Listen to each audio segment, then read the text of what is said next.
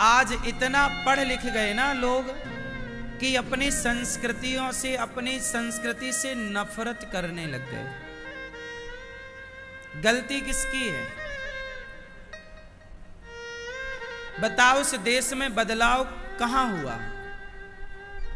उत्तर दो। ऐसा कैसे हो गया कि तुम्हारे हजारों पीढ़ी गाय को माता मानती चली आई और तुम्हारे आज के टपोरी बच्चे गाय को जानवर कहने लग गए? 4 पुस्तक पढ़ के बोलते हैं ये तो गाय जानवर है, माता तो है नहीं। जबकि तुम्हारा पूरा खानदान 50 पीढ़ी से गैया की सेवा करते आए और माता मानते आए। ऐसा कैसे हो गया जरा बताओ? जानते हो क्यों हुआ? क्योंकि जब हमारे देश में मुगल आए और उसके बाद अंग्रेज आए तो अंग्रेजों ने क्या किया? अच्छा, मुगलों के टाइम पर भी हमारे देश में नुकसान हुआ, पर मुगलों से हम लोगों को इतना नुकसान नहीं हुआ जितना नुकसान अंग्रेजों से हुआ। अंग्रेजों ने क्या किया? अंग्रेजों ने सारे गुरुकुल उजाड़ दिए और हमारे भारत की जो शिक्षा थी उस शिक्षा को समाप्त करके एक नई शिक्षा हम पर थोप दी, जिसे मैकाले की शिक्षा कहते हैं। मैकाले नाम का एक राइटर था, लंदन का, इंग्लैंड का। क्या नाम था? मैकाले। हमारे भारत में उसने ये जो शिक्षा आप पढ़ते हो बच्चों की, ये मैकाले ने लागू कराई। संडे की छुट्टी उसी ने लागू कराई, मैकाले के द्वारा। संडे की छुट्टी।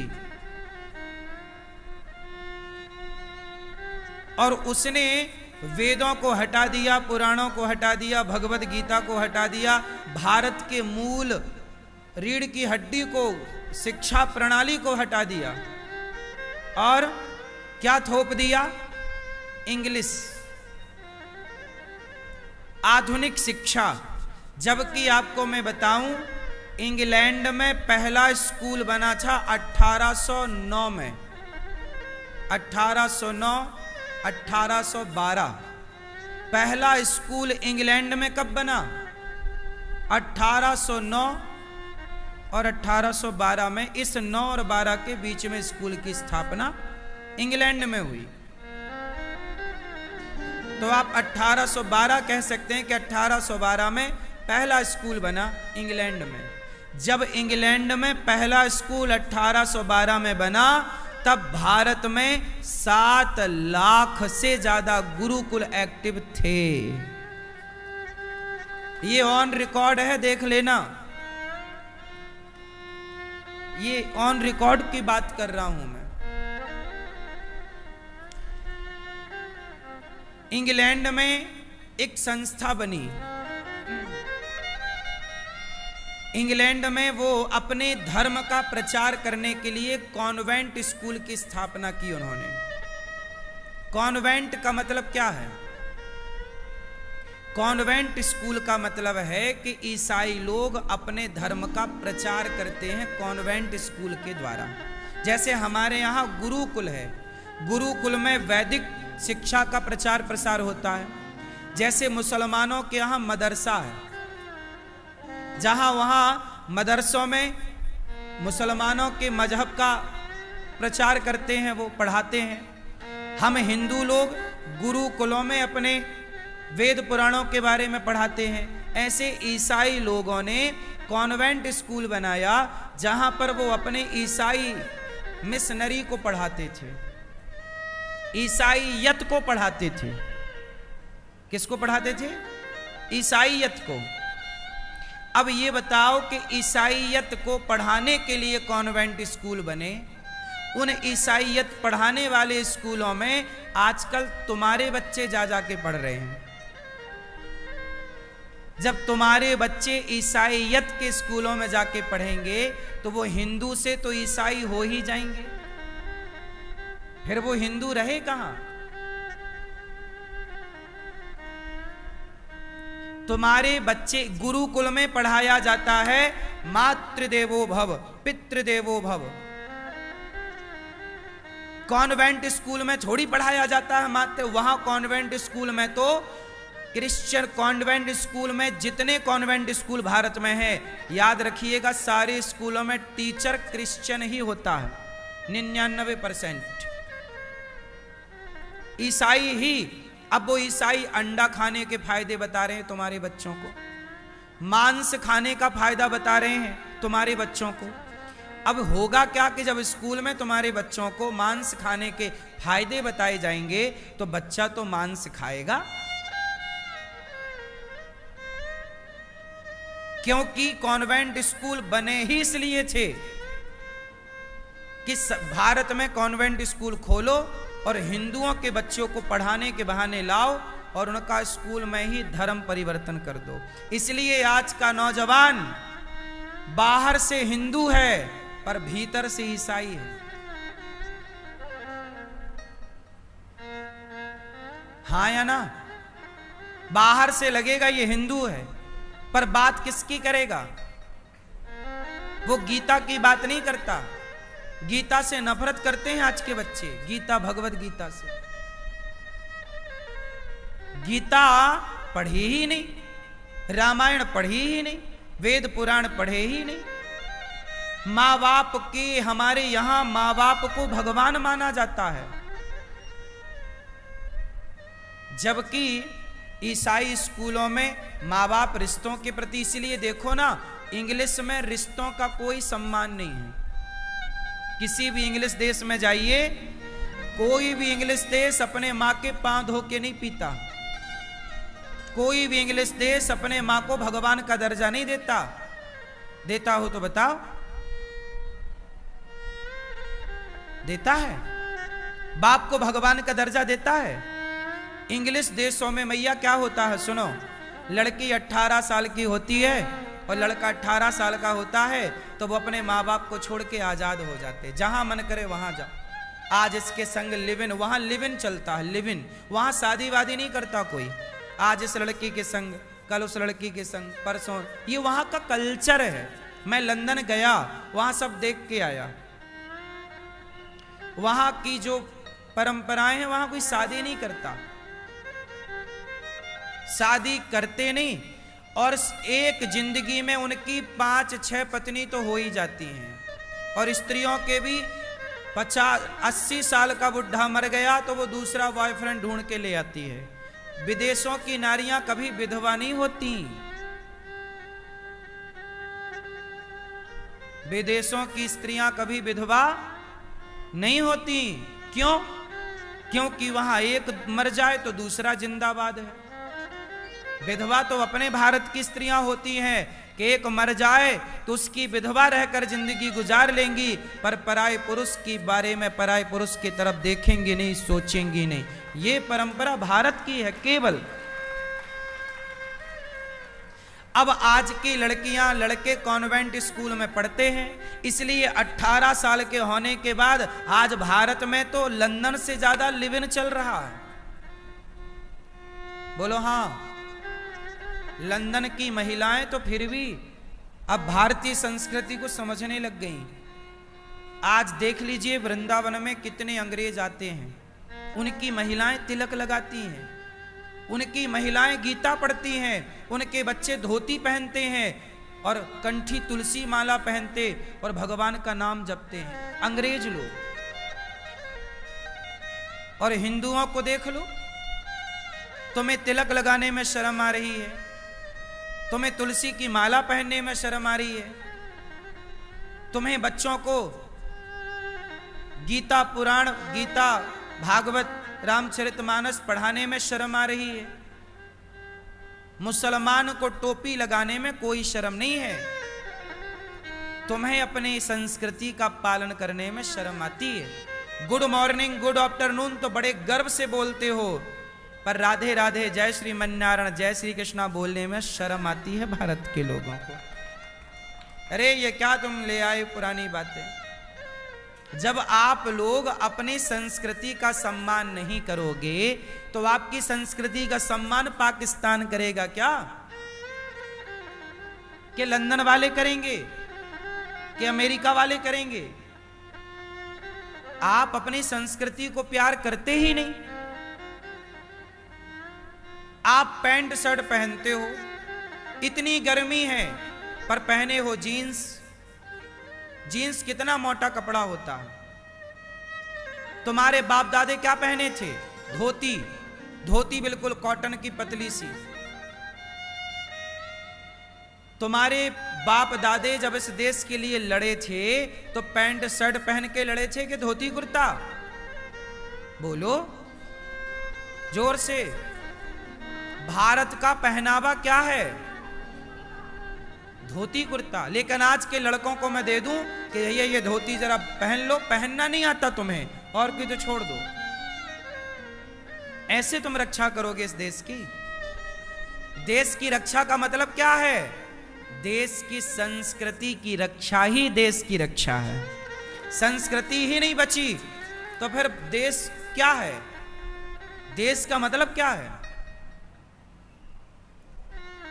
भारत किससे जाना जाता है? अपनी परंपराओं से, अपनी संस्कृति से, अपने संस्कारों से। और वो संस्कार, वो संस्कृति आपने उजाड़ दी। अरे कम से कम संडे के संडे तो नियम बनाओ कि हम भारतीय। देखो हमारे यहां कुर्ता भी नहीं चलता था, ये बगलबंदी चलती थी। देखो मैं कुर्ता भी नहीं पहनता, मैं बगलबंदी। ये पहले के जमाने में बगलबंदी थी, इसे चौबंदी भी कहते हैं। कुर्ता बाद में डेवलप हुआ। हमारे ऋषि मुनि और जब राजा महाराजा युद्ध करते थे तो कुर्ता भी नहीं, बगलबंदी, चौबंदी, बांधने वाला। बगल से बांध लिया और कमर में फेंटा मार के लपेट लिया, कांच लगाई, चलो। आज वो प्राचीन पहनावा तुमसे आने वाला ही नहीं। पुरानी मूवियां बनती हैं, उन पुरानी मूवियों में भी देखो पहनावा धोती कुर्ते का है। बाहुबली देख लो, पुराने पैटर्न पे बनी है, उसमें पैंट शर्ट नहीं पहनाया गया। क्योंकि पुरानी परंपरा हमारी श्रेष्ठ परंपरा रही है। हमारा पहनावा अलग रहा है, हमारा खान पान अलग रहा है। दुनिया सुअर खाती है, सांप बिच्छू खाता है चाइना। दुनिया को खाने तक का ज्ञान नहीं है, लेकिन हमारे यहां हजारों सालों से 56 भोग खाने की परंपरा रही है। हम तो सब जानते हैं, जड़ी बूटियों का प्रभाव दुनिया नहीं जानती। आयुर्वेद भारत की देन है। लेकिन आप अपनी परंपराओं को भूल गए। अब आप कहते हो हम हिंदू हैं। कहने से क्या होगा साहब? कहने को तो मैं भी कह दूं कि मैं प्रधानमंत्री हूं, तो क्या मैं कह देने से हो गया? मैं कह दूं कि जी मैं राष्ट्रपति हूं इस देश का, तो आप मान लो। जैसे कह देने से कोई प्रधानमंत्री नहीं होता, ऐसे कह देने से कोई हिंदू नहीं होता। हिंदू का मतलब क्या है? सिंधु नदी के तट की परंपराओं को हिंदू कहते हैं। सिंधु नदी के तट की परंपराओं को, संस्कृति को, हमारी संस्कृति का नाम हिंदू है, किसी व्यक्ति का नाम हिंदू नहीं है।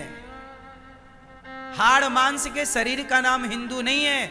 हमारी वो प्राचीन परंपराएं, जिन परंपराओं में माता को भगवान कहा जाता, मातृ देवो भव, इन परंपराओं का नाम हिंदू है। जो इन परंपराओं को माने वो हिंदू है। जो मां को भगवान अतिथि देवो भव, मातृ देवो भव, पितृ देवो भव, वसुधैव कुटुंबकम, इन परंपराओं को जो फॉलो करे वो हिंदू है। हिंदू का मतलब ये नहीं कि जी आप खड़े हो गए हम हिंदू हैं। काय बात के हिंदू हो? धोती पहनना आती है तुमको? धोती पहनना तुम्हें आती नहीं है, अपनी परंपराओं का ज्ञान नहीं है, और कहने चले हम हिंदू हैं। दिन भर झूठ बोलते हो, दिन भर तुम मांस खाते हो। हिंदू किसे कहते हैं? हिंदू, बोलो बोलो, दू। जो हिंसा से मतलब दूर रहे, जो हिंसा से दूर रहे वो हिंदू है। हिंसा दू, हिंदू, दू मतलब दूर रहे। किससे दूर रहे? हिंसा से। जो हिंसा से दूर रहे वो हिंदू है। आजकल का तो दिन भर वो चिकन मटन खा रहा है, वो कह रहा मैं हिंदू हूं। हिंदू शब्द का अर्थ तो जानो, समझ में आई? हिंसा से दूर, दू मतलब दूर रहे, हिंदू। अब लोग कह रहे हैं हम हिंदू हैं, लोग कह रहे हैं हिंदू राष्ट्र। अरे हिंदू राष्ट्र तो बन जाएगा, बड़ी बात नहीं है। पहले हिंदू की गली तो बना लो, मोहल्ला तो बना लो, गांव तो बना लो, अपना घर बना लो पूरा हिंदू। आपके घर में 4 लोग हैं, एक शाकाहारी है तो 3 मांसाहारी हैं, तो तुम्हारा घर ही तो हिंदू का घर नहीं है। हाँ या ना?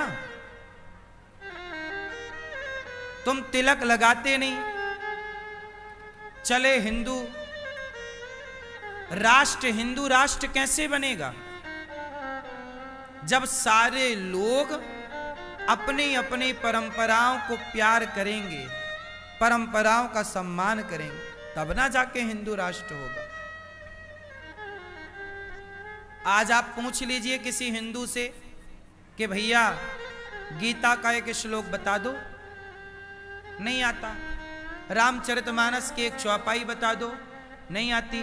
पर किसी मुसलमान से पूछना कि भैया कुरान की जरा 2-4 आयत बता दो, वो बच्चा भी बता देगा।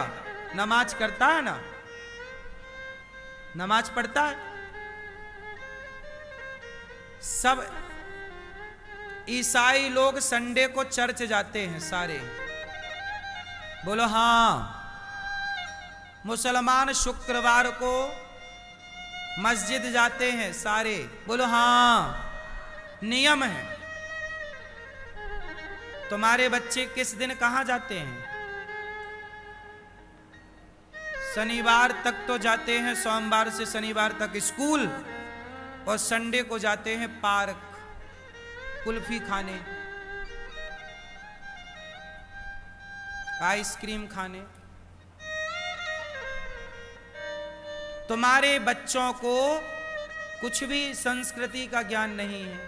कौन देगा? माँ बाप दो, आप दो ना, पढ़ाओ। इसलिए मैं काले ने भारत की पूरी शिक्षा प्रणाली बिगाड़ दी। आज भी वही संडे को हम फॉलो कर रहे हैं, आज भी हम लोग मैं काले की शिक्षा को फॉलो कर रहे हैं। जबकि मैं चाहता हूं कि एक स्कूल ऐसा हो, ये दास अनिरुद्ध आप सब आशीर्वाद और सहयोग दोगे तो मैं एक स्कूल बनाऊंगा जो सीबीएसई बोर्ड का तो होगा, जहां बच्चों को आधुनिक आज की पढ़ाई तो पढ़ाई जाएगी, इंग्लिश मीडियम तो होगा, लेकिन इंग्लिश के साथ आधुनिक शिक्षा के साथ मैं बच्चों को संस्कारवान बनाना चाहता हूं। संस्कार भी पढ़ाए जाएं। मैं एक ऐसा स्कूल बनाऊंगा कक्षा 1 से लेकर 12वीं तक, और बना के उसे बच्चों को संस्कारवान बना के समाज को बताऊंगा कि ऐसा भी हो सकता है। सरकार बिल्कुल ध्यान नहीं दे रही है शिक्षा पर, पूरा खेल शिक्षा से है। मैं जैसा पढ़ूंगा वैसा आचरण करूंगा। मैंने पढ़ाई गुरुकुल में की है, इसलिए आप सबके प्रति श्रद्धा और सम्मान का भाव रखता हूं। मैं भी स्कूलों में पढ़ता तो स्कूल में पढ़ा बेटा अपने बाप का सम्मान नहीं करता। ये स्थिति आज की स्कूलों की है। बोलो हां। 100 में से 95 बेटा अपने बाप का सम्मान नहीं करता। 5% बेटे संस्कारी होंगे तो मैं उन्हें प्रणाम करता हूं। 95% बेटा अपने बाप का सम्मान नहीं करता, अपनी मां का सम्मान नहीं करता। स्कूल में पढ़ा है और बड़ी डिग्रियां हैं, लेकिन हम गुरुकुल में पढ़े हैं तो हम अपनी माँ का भी सम्मान करते हैं, और जो बेटे अपनी माँ को निकाल देते हैं उन माँओं का भी सम्मान करते हैं। अपनी माँ के पांव भी दबाते हैं और उन माँ के पांव भी दबाते हैं जिनको उनके बेटों ने निकाल दिया। उनके प्रति भी दया है, उनके प्रति भी सहानुभूति है, उनके प्रति भी जिम्मेदारी है। क्यों? क्योंकि हम स्कूल में नहीं पढ़े, गुरुकुल में पढ़े हैं। ये गुरुकुल की शिक्षा का प्रभाव। गौरी गोपाल में ये दास अनिरुद्ध पर आप लोग जो देखते हैं, मुझ पर स्कूल की शिक्षा का प्रभाव नहीं है, मुझ पर गुरुकुल की शिक्षा का प्रभाव है। मैं स्कूल में नहीं पढ़ा ज्यादा, स्कूल में 10वीं तक ही पढ़ा हूं। इसके बाद मैंने आगे की पढ़ाई गुरुकुल में की है। तब ये सारी सेवाएं हो रही हैं। स्कूल में पढ़ने वाला तो केवल गाड़ी बंगले का शौक रखता है, आगे कहां से परवाह किसी की। स्कूल में पढ़ने वाले लड़के केवल अपना सोचते हैं। जो लड़की पसंद आई भाग गए उसके साथ, जो लड़का पसंद आया भाग गए। वो अपने माँ बाप की इज्जत सम्मान, माँ बाप के बारे में नहीं सोचते। माँ बाप जाए कैसे भी, कोई बोला बेटा तेरा बाप मर जाएगा, तो इस लड़की के संग गया तो तेरे बाप के बड़े सपने हैं, समाज में तेरे बाप की बड़ी इज्जत। बोले बाप मैं प्यार करता हूं लड़की से, उसे कोई फर्क नहीं पड़ता कि बाप मरे जिए, उसके सम्मान कोई तू मर। कहां इज्जत करते हैं स्कूल वाले बच्चे अपने बाप की? 95% बोल रहा हूं मैं, सबके लिए नहीं है। 5% बच्चे अच्छे भी हैं, पर दर कितनी कम है। स्कूल में पढ़ने वाले बच्चे कैसे होते हैं? स्कूल में पढ़ने वाले ही तो पहले की स्त्रियां कहां अपने पति का मर्डर करती थीं, और पहले के पुरुष कहां अपनी पत्नी का मर्डर करते थे। आजकल तो स्कूल में पढ़े बच्चे मर्डर करने में माहिर हैं, मर्डर तक करते हैं। बोलो हाँ, मर्डर की प्लानिंग रच लेते हैं, पता नहीं कहां पढ़ लेते हैं। हम लोग तो चींटी ना मारे, हमसे चींटी नहीं मरती, डर लगता हाथ कांपते चींटी मारने में। तुम्हारा बाप जो अनपढ़ था वो चींटी नहीं मार पाया बेचारा जिंदगी भर, और तुम आदमी निपटाने लग गई या निपटाने लग गए। ये पढ़ाई है तुम्हारी, ये शिक्षा का स्तर है, 21वीं सदी की शिक्षा है ये। तुम्हारी मां गोबर उठाती थी गाय का तो कहते थे अनपढ़ गंवार है, और तुम कुत्ते की पट्टी उठा रही हो तो कह रही हो हम मॉडर्न हैं, मॉडर्न जमाने के। तो तुमने क्या पाया? गैया के गोबर से कुत्ते की पट्टी तक आ गए। तो तुम्हारी दादी अनपढ़ अच्छी थी जो गैया का गोबर उठाती थी? बोलो हाँ।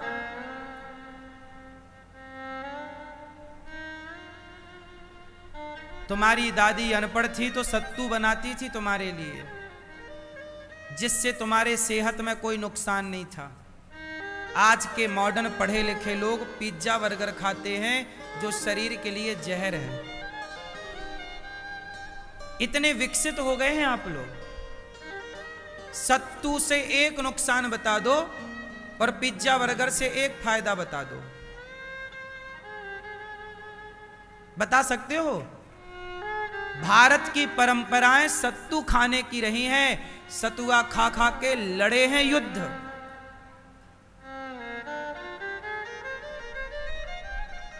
चालीस किलो की तलवार पृथ्वीराज महाराणा प्रताप चलाते थे, पिज्जा बर्गर के बल पर नहीं, सत्तू के बल पर चलाया करते थे।